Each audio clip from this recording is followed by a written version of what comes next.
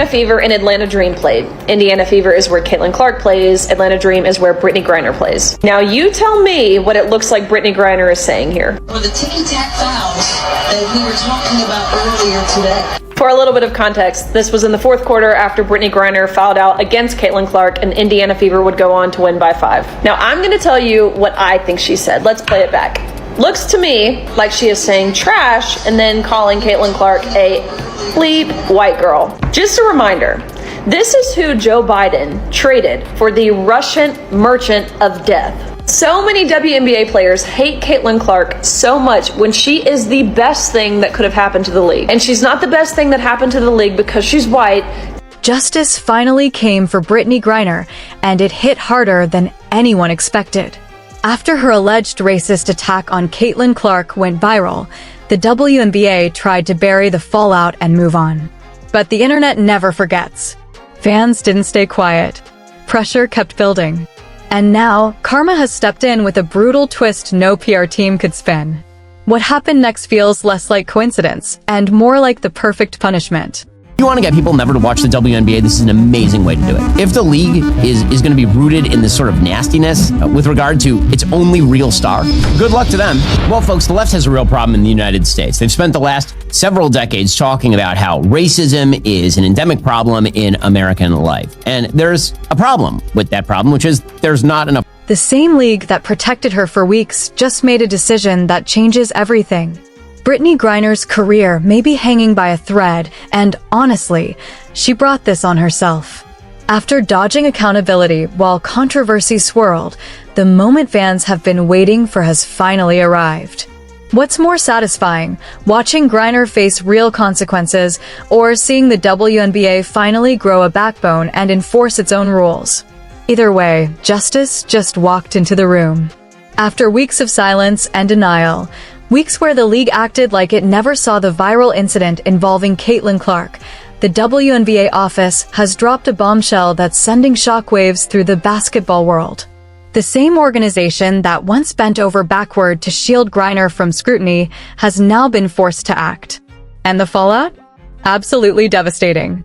This is the day actions finally come with consequences, and Griner is about to learn that lesson the hardest way possible. Brittney Griner was caught on tape during a game with the Indiana Fever, dropping racial slurs against Caitlin Clark. I mean, pretty obviously doing so. Ticky-tack fouls that we were talking about earlier today. And it doesn't take a lot of genius to lip read Brittney Griner, whose voice, by the way, is about as low as mine is, calling her trash and an effing white girl. Now, of course, if Caitlin Clark had ever suggested the same in reverse, using black as opposed to white in that sentence, that'd be the end of her WNBA career. But Brittney Griner is going strong. It's totally fine. Let's rewind to the moment that sparked this wave of instant karma. Cameras caught Brittney Griner in what appeared to be a heated outburst after fouling out against Caitlin Clark and the Indiana Fever. As she walked off the court, lip readers and fans online claimed she was caught on camera mouthing, "Trash, white girl." The clip spread fast. Screenshots froze the moment. And within hours, social media erupted because this wasn't just trash talk anymore. It looked like something far more serious, and the league suddenly had a problem it could no longer ignore. What else happened to everybody else? I mean, I know there's always consequences to actions. You know, what I did, I already know that I was going to get, some time for that. And, I respect, I got 3 games. Okay. Not disputing that at all. Do I think that it should have been 3 across the board? Boom, everybody involved in it, 3-3-3. I think that would have been honestly fair. I would have been happy today with that. Not today, and it's not because of my suspension. The footage left little room for debate in the court of public opinion. Fans replayed it frame by frame, and multiple lip-reading analyses circulating online claimed the message was clear. To many watching, the intent looked obvious. But instead of swift consequences, the WNBA went straight into damage control mode, circling the wagons around one of its most protected veteran stars. This was the same league that had no problem launching investigations into alleged racism from Indiana Fever fans. Yet when controversy pointed inward, when one of their own was accused of making racially charged remarks on national television, the response suddenly changed. The evidence was downplayed, concerns were brushed aside, and the hope seemed to be that the storm would simply blow over. But karma doesn't work on a PR schedule. The truth has a way of resurfacing, louder every time it's ignored. And now, the shield that once protected Brittney Griner appears to be cracking, because the protection racket that kept her insulated from accountability just came crashing down in spectacular fashion. Griner is playing a game, and this is what Brittney Griner calls. I was not going to comment on any of this stuff until this took place. Watch what she says. The entire internet has reacted to this. Here's Brittney Griner. They're playing against the Indiana Fever, and look what she's saying. Go ahead, Rob. Or the ticky-tack fouls that we were talking about earlier today. Well, that pretty much sounds like trash effing white girl. Yeah. I mean, let's just be honest. So the whole market reacts to this with Brittney Griner, right? And then the other quote, Rob, then I'm going to wrap this up and then I'm going to go to Adam.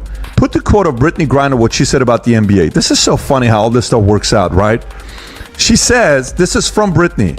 Every time we play her, there's this commotion, like this loud rumbling from the stands.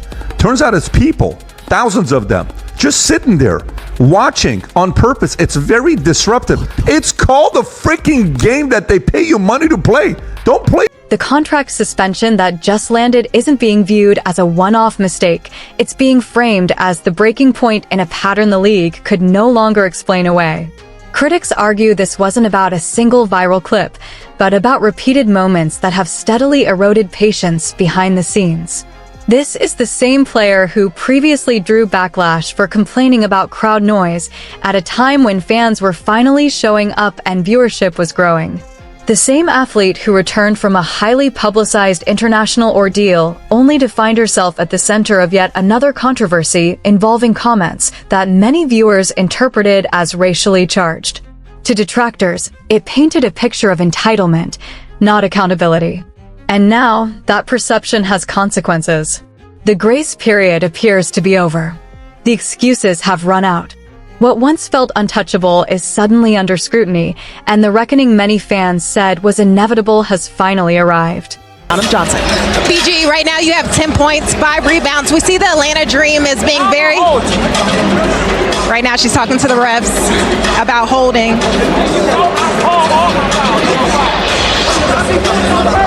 We're going to send it back to you guys. Very important. The financial fallout from this suspension is being described as absolutely brutal. It's not just missed game checks. Critics say it threatens endorsement opportunities, sponsorships, and any realistic chance at repairing a damaged public image after weeks of controversy. To many fans, this moment feels especially jarring given her highly publicized return to the US, which came at an enormous political cost. In their eyes, what followed looked less like gratitude and more like hostility toward the very country that fought to bring her home. Every lost dollar now feels symbolic, a reminder of how quickly goodwill can evaporate. And here's why so many are calling this karma perfectly timed. The WNBA is no longer in a position to shield controversial behavior. Caitlin Clark has brought unprecedented attention, ratings, and revenue to the league, pulling in casual fans who won't tolerate what they see as racially charged behavior from veteran players who should know better. For the first time, the business reality outweighed the politics of protection. Accountability finally made financial sense. That's why the suspension announcement sent shockwaves across social media. Many assumed she was untouchable, someone who had weathered controversy after controversy without consequence. But this moment shattered that illusion. It proved there are limits, even for the most protected figures. Whatever shield once existed appears to be cracking, and fans are watching closely as the league signals that no player is bigger than the moment. The timing of the suspension couldn't be more brutal. It lands right as the WNBA is desperately trying to cash in on the explosion Caitlin Clark has brought to the league. Sponsors and TV partners don't want controversy, especially not allegations of racially charged remarks playing on a loop across social media. And behind the scenes, the league finally realized a hard truth. Protecting Brittney Griner was costing them more than holding her accountable. Money talked, and the math stopped working. What makes this even more damaging is that the power to act was apparently always there. Buried in standard player contracts was language allowing the league to suspend conduct it deemed harmful. The WNBA didn't suddenly gain authority, they simply chose not to use it until the financial pressure became impossible to ignore. That delay makes the punishment feel even more deserved, and for many fans, far more satisfying. Supporters rushed to Griner's defense, arguing the evidence was inconclusive and that veteran players deserve grace. But for Clark's fans and a growing number of casual viewers, that argument fell flat. They watched the league scrutinize fans while appearing to shield one of its own. This suspension feels like justice after weeks of double standards, and the relief across the basketball community is unmistakable. The message is clear: no player is untouchable anymore. The era of automatic protection is cracking. Media outlets that once downplayed the controversy are now scrambling to explain their silence. Sponsors are quietly stepping back. And a player who once seemed immune to consequences is suddenly facing the reality that reputation, legacy, and earning power can vanish fast.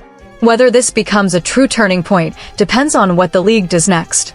But for now, fans see something they hadn't in a long time: real accountability. Justice may have been delayed, but when it finally arrived, it hit hard.